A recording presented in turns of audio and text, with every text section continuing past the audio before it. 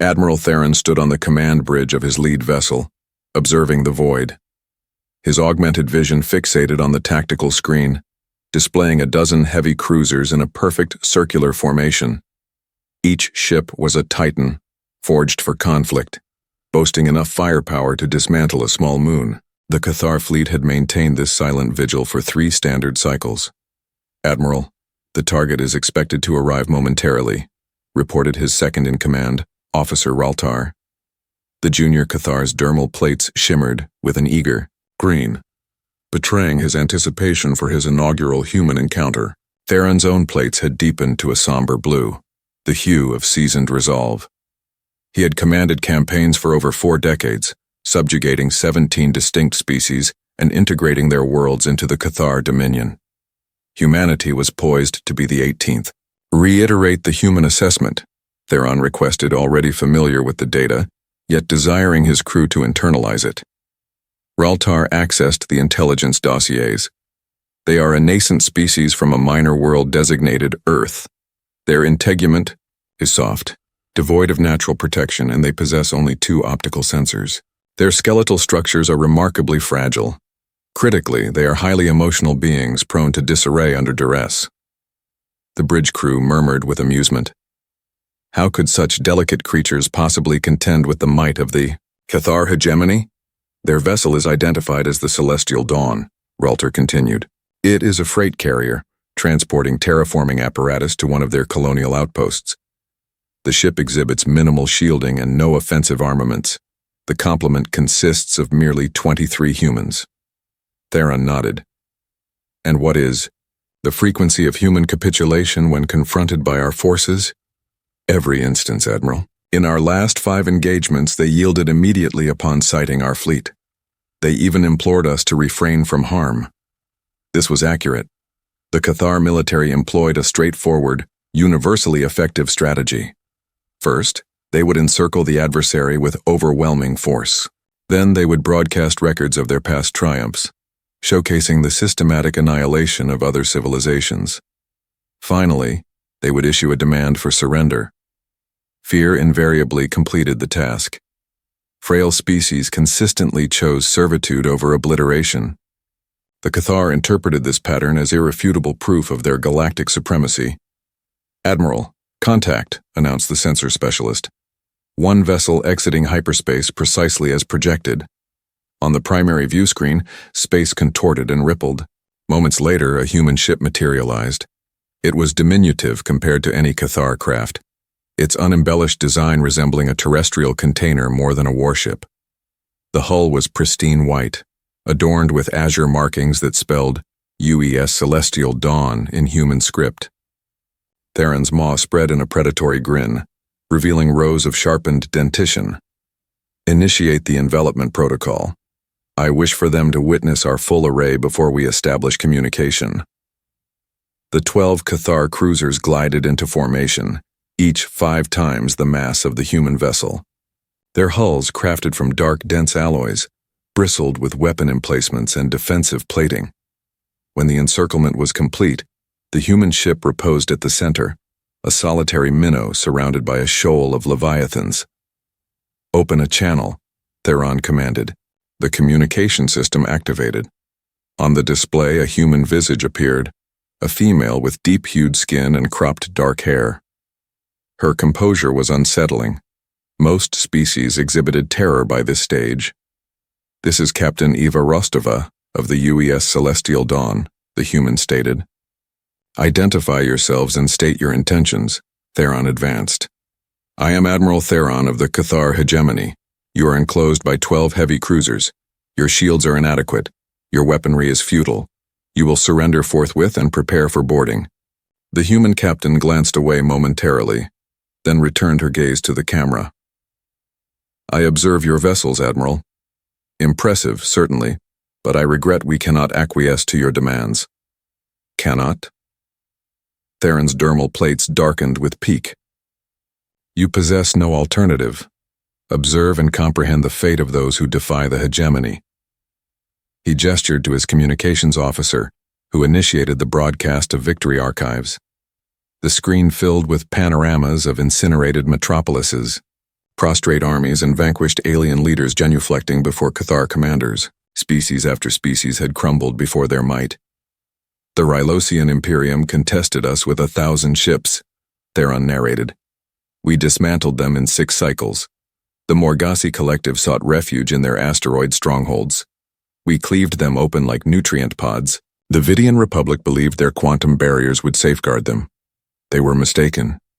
The footage depicted cataclysmic battles, cities aflame, and millions of beings submitting to Cathar rule, rather than face annihilation. It was a potent spectacle, designed to fracture the resolve of any opposition. Captain Rostova watched, impassive. When the broadcast concluded, a brief silence ensued. "Highly impressive, Admiral," she finally conceded. "You have unequivocally subjugated numerous worlds, yet I discerned a peculiar commonality in all those victories." "And what might that be?" Theron challenged. None of them were human worlds. The remark disarmed Theron. He had anticipated pleas, lamentations, or immediate capitulation. Instead, this human appeared almost amused. "You are but 23 individuals aboard a single freight vessel," he asserted. "We are over 4,000 warriors distributed across 12 warships. How could you possibly resist?" Captain Rostova reached for a control panel. "Admiral, you seem well versed in other species but rather uninformed about humanity. Allow me to enlighten you." Her finger depressed a button. Instantly, alarms blared across every Cathar ship. "What is occurring?" Theron roared at his sensor officer. "Admiral, they are transmitting some form of signal.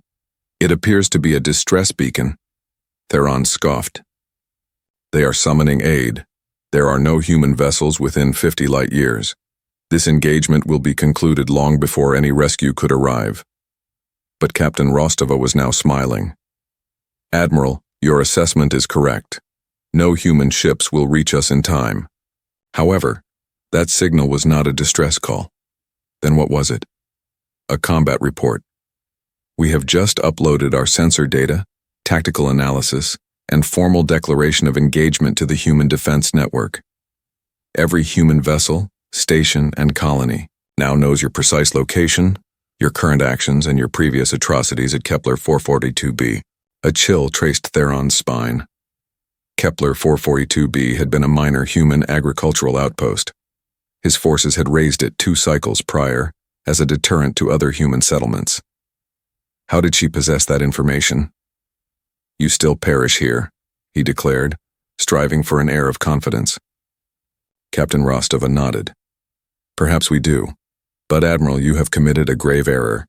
You scrutinized our surrender records, but neglected to examine our war records. Humanity has been engaged in internecine conflict for millennia. We understand how to fight. More crucially, we recognize when to fight." She leaned forward.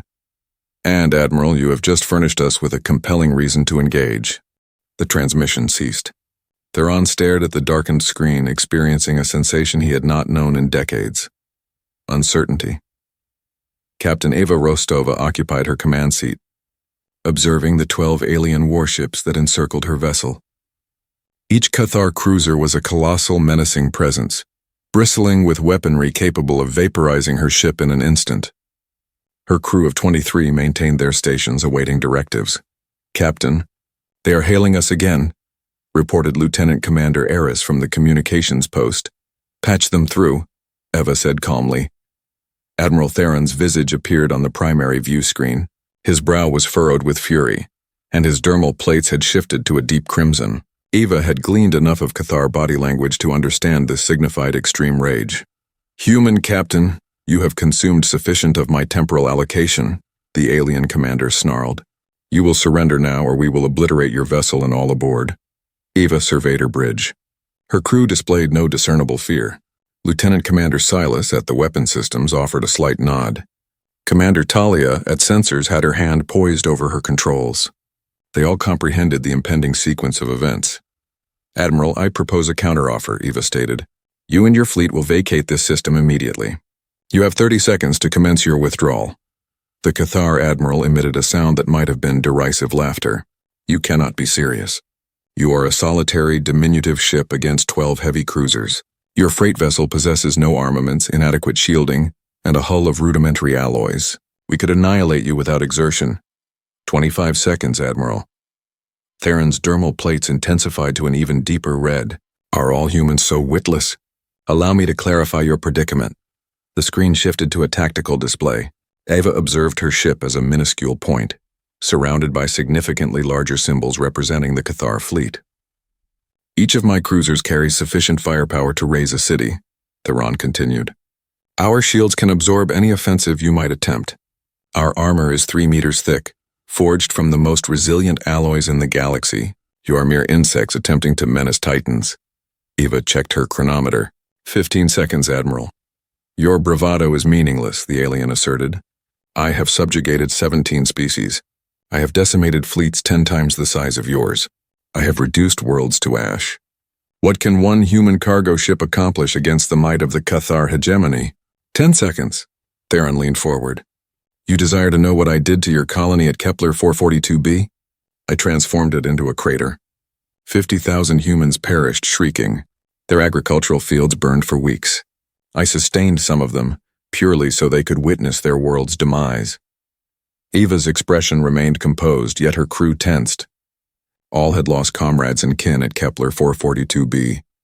The colony had housed cultivators, educators, children, and elders who had never harmed another being. The Cathar had attacked without warning. Without quarter, 5 seconds, Admiral.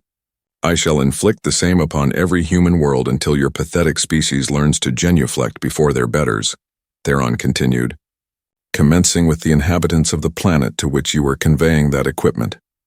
Time's up, Eva stated quietly. She pressed a button on her command chair. Immediately, the bridge illumination shifted from pristine white to an ominous red. Warning alerts permeated the air as her ship's computer initiated announcements of status alterations. Hull reconfiguration in progress, the computer articulated. Weapon systems activating. Combat mode engaged. Theron stared at the screen, bewildered. What is occurring to your vessel? Ava rose from her chair. Behind her, the bridge was undergoing a metamorphosis. Panels retracted, revealing auxiliary control stations. The primary view screen expanded, segmenting into multiple tactical displays. Her crew moved to combat positions meticulously rehearsed 1,000 times. Admiral, permit me to introduce myself properly, Eva declared. I am Captain Eva Rostova of the United Earthship Retribution. We are not a cargo vessel. Across every Cathar ship, alarms began blaring as their sensors detected colossal energy signatures emanating from the human vessel. What had initially appeared to be a simple freight hauler was transforming before their very eyes. The Celestial Dawn's outer hull was segmenting and retracting, exposing the true ship beneath. Weapon ports opened along its length. Supplemental armor plating extended outwards. The unadorned white and blue livery sloughed away like a shed skin, revealing the dark, angular contours of a human warship. Impossible, Theron whispered. My ship has been tracking your fleet for 2 cycles. Eva continued. We anticipated your ambush of the next human vessel in this sector, and so we presented precisely what you expected to perceive. The transformation was complete. Where the small cargo ship had been, now floated a sleek predator bristling with armaments. The UES Retribution was smaller than any individual Cathar cruiser, yet it exuded a far greater sense of peril. Admiral, you erred when you spoke of Kepler 442b, Eva stated. Those 50,000 souls you massacred, they were not soldiers. They were farmers, physicians, teachers, and children. They never menaced you or your people. Theron was attempting to issue commands to his fleet, but his crews were in disarray due to the sudden emergence of a human warship. Their sensors were registering energy readings they had never encountered. You see, Admiral, you do not comprehend humanity particularly well, Eva continued. You assume we are frail because we display emotion. You assume we are craven because some of us have surrendered rather than perish. But you overlooked a crucial aspect of human nature. She advanced to the fore of the bridge, her hands clasped behind her back. We safeguard one another. When you harm innocent humans, you engender the enmity of all humans. When you menace our families, our progeny, our future, you transform ordinary farmers and teachers into warriors. You transform cargo captains into hunters. On the tactical display, the Cathar ships were attempting to adjust their formation, but their movements were sluggish, uncertain how to react to this unanticipated development. The signal I transmitted earlier was not merely a distress call, Ava stated. It was a combat declaration. At this very moment, every human in the galaxy understands that the Cathar hegemony has opted for war instead of peace. They know about Kepler 442b. They know you ambushed a ship in human territory. They know you threatened to obliterate more colonies. Ava turned back to face the screen. Admiral, you have dedicated your career to subjugating species that feared to contend. Today, you shall ascertain what transpires when you assault a species that opts to retaliate. She nodded to her weapons officer.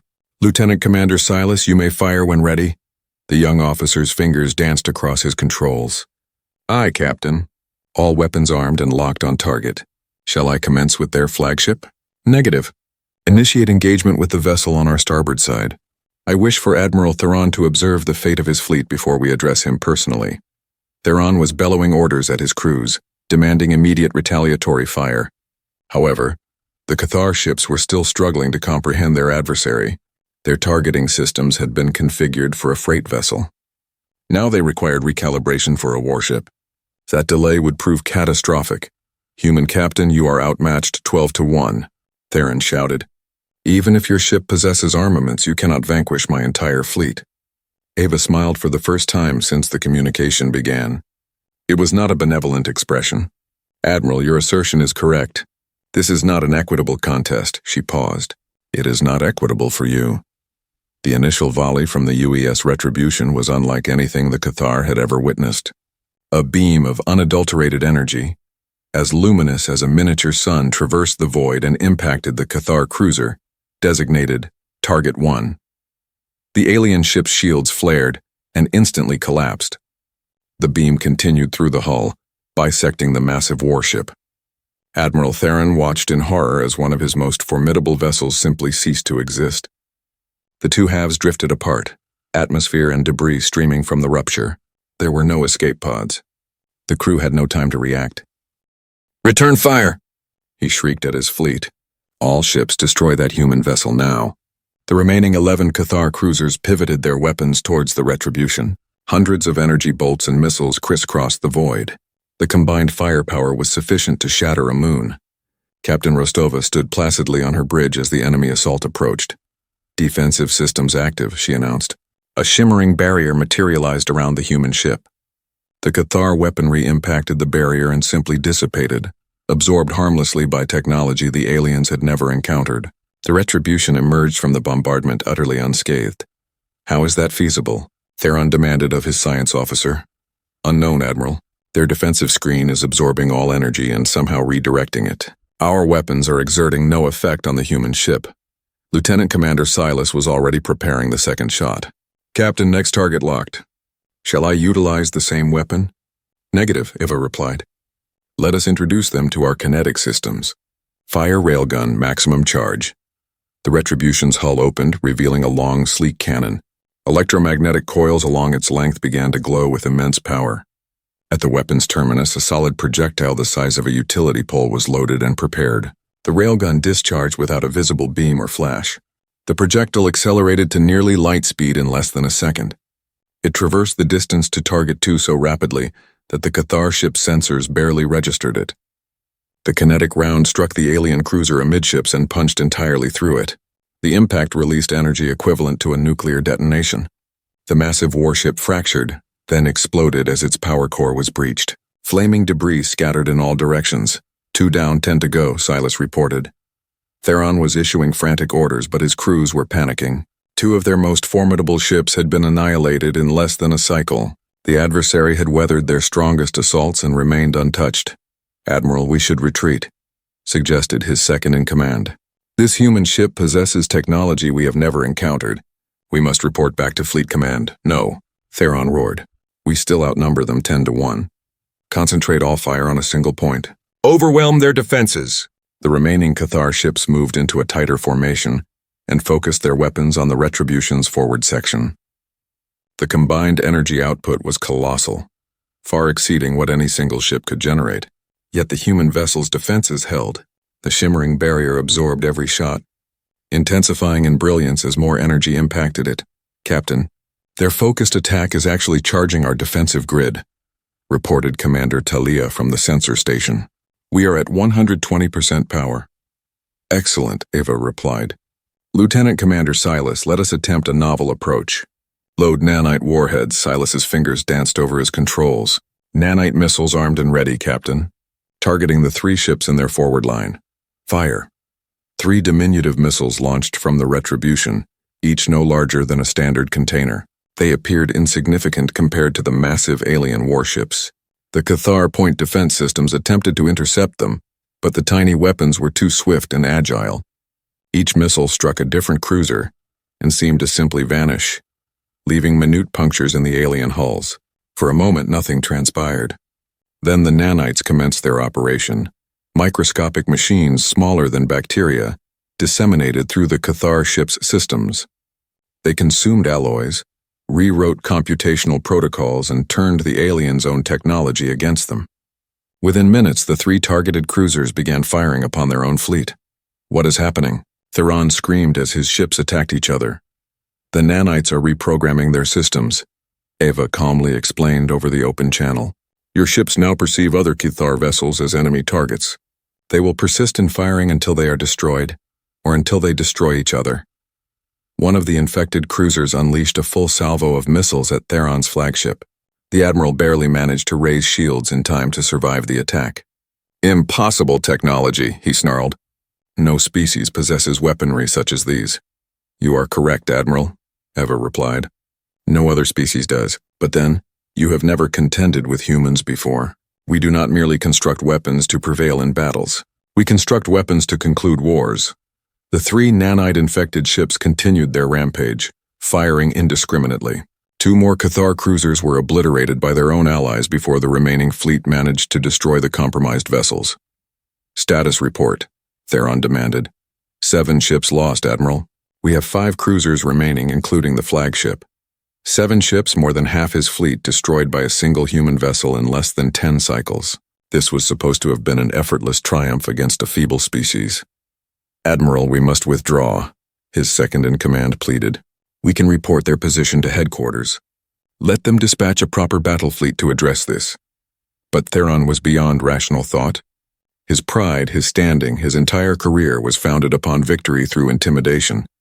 He could not countenance defeat at the hands of emotional, weak humans. "All ships ramming speed," he ordered. "If we cannot destroy them with armaments, we will crush them with our hulls." The 5 remaining Cathar cruisers accelerated towards the Retribution. Each was still many times larger than the human ship. Even if their weapons were ineffectual, the sheer mass of 5 warships impacting simultaneously should be sufficient to annihilate any target. Eva observed the approaching ships with interest. "Ramming attack, how primitive." She turned to her tactical officer. "Commander Aurora, deploy gravity mines." "Aye, Captain." Gravity mines deployed. Tiny devices, each no larger than a marble, launched from the Retribution and assumed positions in the void around the human ship. As the Cathar vessels approached, the mines activated. Artificial gravitational fields, stronger than anything naturally occurring in the universe, erupted around each mine. The attacking ships were ensnared in gravitational forces that stretched and contorted their hulls like elastic. Metal shrieked as it was warped beyond its structural limits. 3 of the Cathar cruisers were torn asunder by the competing gravitational fields before they could reach their target. Their hulls ruptured, spilling atmosphere and crew into the vacuum of space. The 4th ship managed to breach the gravity field, but the immense stress had compromised its structure. It impacted the Retribution shields and crumpled like foil against a solid wall. The human ship barely registered the impact. Only Theron's flagship remained. Its heavier armor and robust construction allowed it to withstand the gravity mines. But the ship was severely damaged, systems failing throughout its length. "Admiral, we have lost everything," his second-in-command reported quietly. "Engines are failing, weapons are offline, life support is at 20%. We must surrender."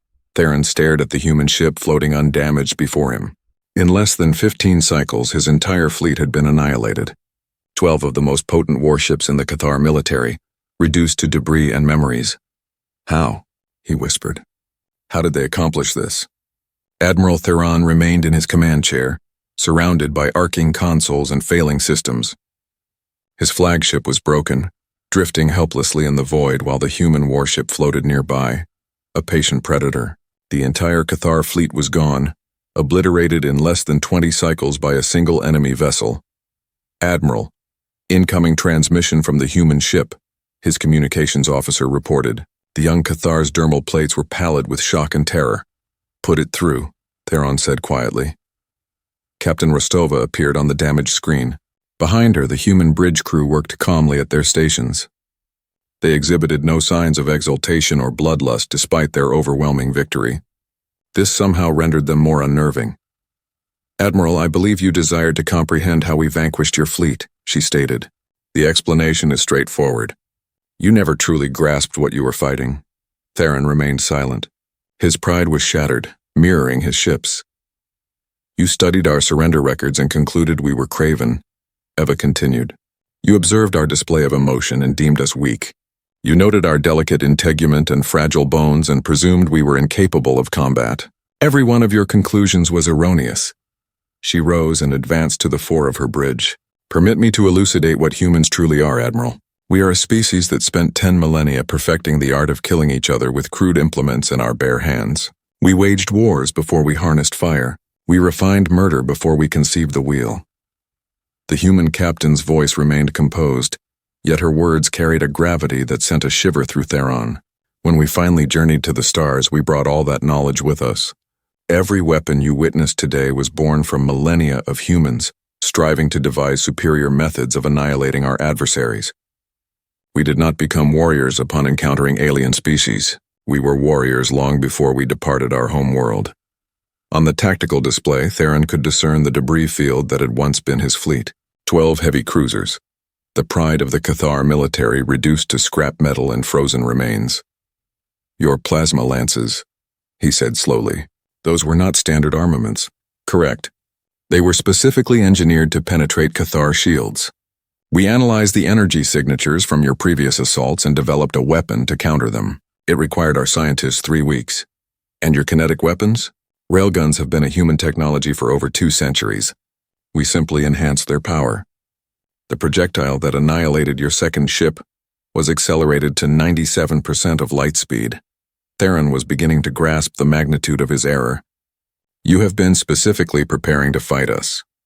"Not just you, Admiral. We have been preparing to fight everyone. When humanity reached the stars, we discovered we were not alone. We also discovered that the galaxy was teeming with species like yours who believed that might define right, who subjugated the weak and enslaved the innocent." Eva's expression hardened. "We decided that would not be our fate, so we prepared.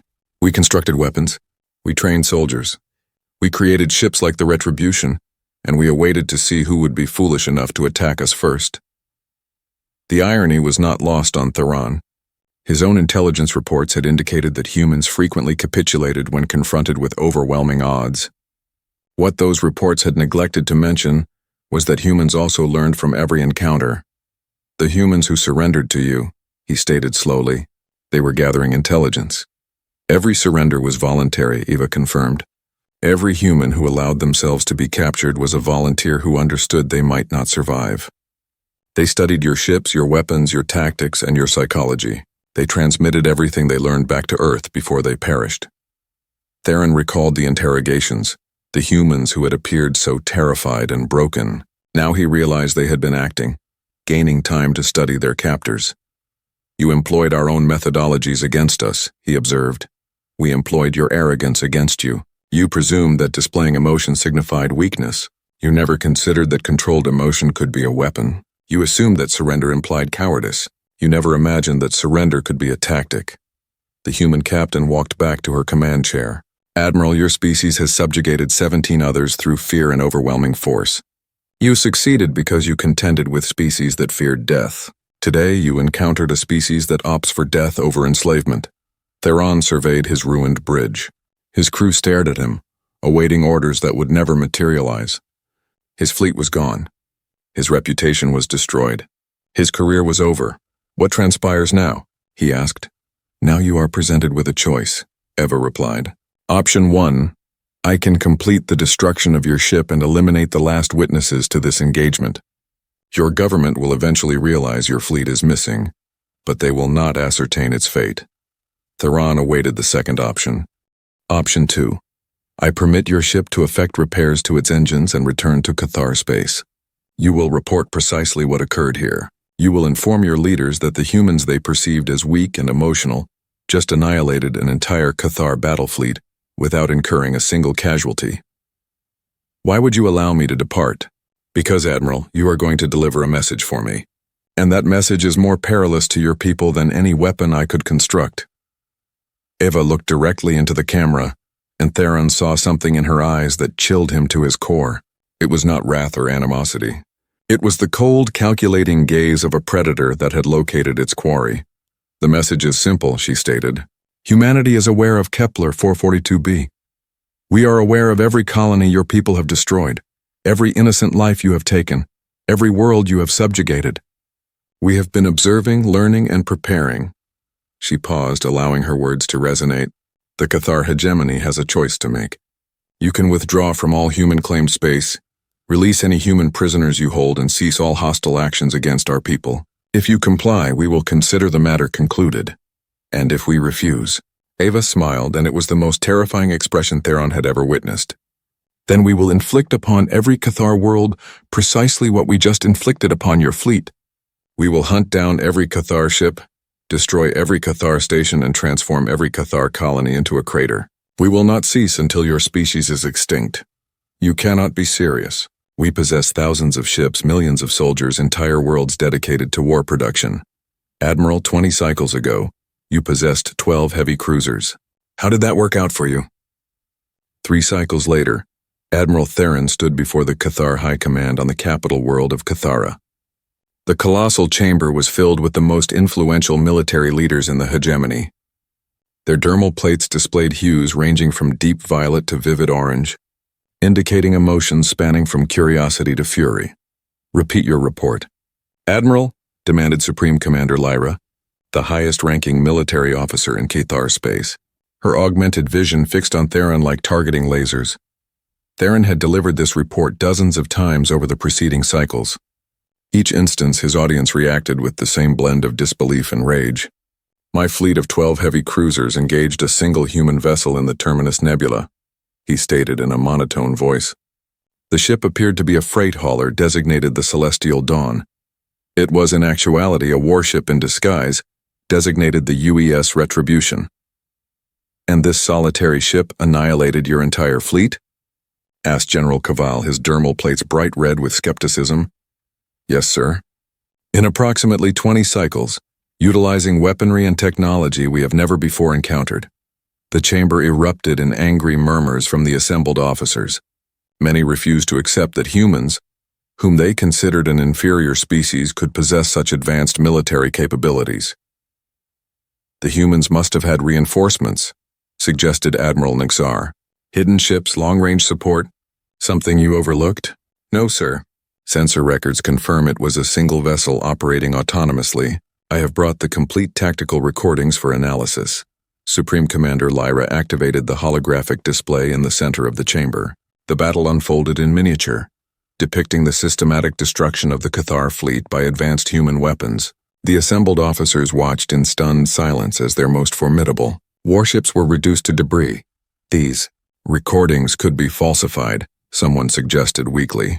The wreckage of my fleet is still adrift in the Terminus Nebula, Theron replied. Any ship can verify the debris field. The humans left it intact as a message. When the recordings concluded, the chamber remained silent for several minutes. Finally, Supreme Commander Lyra spoke. What did this human captain desire? She conveyed a message for me to deliver, Theron stated. The humans are aware of our attack on their colony at Kepler 442b. They are aware of all our military operations against their species. They have been studying us, discerning our weaknesses, and developing countermeasures. He paused, recalling Captain Rostova's cold smile. They offered us a choice. We can withdraw from all human-claimed space, release any human prisoners, and cease all hostile actions against their people. If we comply, they will consider the matter concluded. And if we refuse? Demanded Lyra. Then they will systematically destroy every Cathar ship, station, and colony until our species is extinct. The chamber exploded in outraged roars. Officers leaped to their feet. dermal plates flashing bright red with fury. The notion that humans, soft and weak humans, would dare threaten the mighty Cathar hegemony was beyond their comprehension. "Impossible," shouted General Cavall. "We have fought 17 species and conquered them all. These humans are no different." "Sir, respectfully, these humans are very different," Theron replied. "They do not fight like the other species we have encountered. They do not surrender when confronted with superior numbers. They do not panic under duress. They fight like—" He paused, searching for the appropriate words. "They fight like us, sir, but superior." Supreme Commander Lyra scrutinized the tactical displays again. The efficiency of the human attack was undeniable. No wasted shots, no unnecessary destruction, merely precise elimination of targets. "How many humans were aboard this ship?" she inquired. 23, according to their captain. 23 beings destroyed a fleet of 12 heavy cruisers with 4,000 crew members? "Yes, sir." The implications were staggering. If a single human ship could decimate a major Cathar fleet, what could 100 human ships accomplish? What about 1,000? "Admiral, in your estimation, was this human captain bluffing about her species' military capabilities?" asked Lyra. Theron reflected carefully before answering. She was professional, competent, and utterly devoid of fear. "But, sir, the most unsettling aspect about her was not her skill or her weaponry." "What then?" "It was her restraint, sir. She could have destroyed my flagship along with the rest of the fleet. She chose to allow me to live so I could deliver her message. That level of calculated control, combined with such devastating military power." He paused, his dermal plates paling. "Sir, I believe the humans are capable of executing precisely what they threatened, and I believe they will do so without hesitation if we reject their terms." Supreme Commander Lyra looked around the chamber at her fellow officers. Some still displayed red plates of anger, but many were now exhibiting the blue of uncertainty or the pale hues of fear. "The decision is made," she announced. "We will accept the human terms. All Cathar forces will withdraw from human-claimed space immediately. All human prisoners will be released. There will be no further hostile actions against human interests." "You cannot be serious," General Cavall protested. "This is surrender." "This is survival," Lyra replied coldly. "And General, you are relieved of command. Anyone who wishes to continue this discussion may join Admiral Theron on indefinite leave." The chamber fell silent. No one else spoke against the decision. 3 cycles later, the message was broadcast throughout Cathar space and beyond.